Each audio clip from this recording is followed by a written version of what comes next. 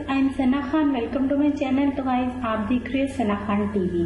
तो आज की रेमेडी है हर्बल टी से मोटापा किस तरह से कंट्रोल किया जाता है और हर्बल टी घर पर बनाने का तरीका। हर्बल टी घर पे बनाने के लिए तमाम अज्जा आपके पास ऑलरेडी घर में मौजूद होते हैं, तो इन अज्जा से किस तरह से हम हर्बल टी को बना सकते हैं। तो आज की रेमेडी है, जिन लोगों ने अभी तक हमारे चैनल को सब्सक्राइब नहीं किया प्लीज वो सब्सक्राइब के बटन पे क्लिक करें। अदरक लेना है आपने एक छोटा सा टुकड़ा पिसा हुआ, लहसुन 1 चम्मच पिसा हुआ, पुदीना 4 से 5 पत्ते,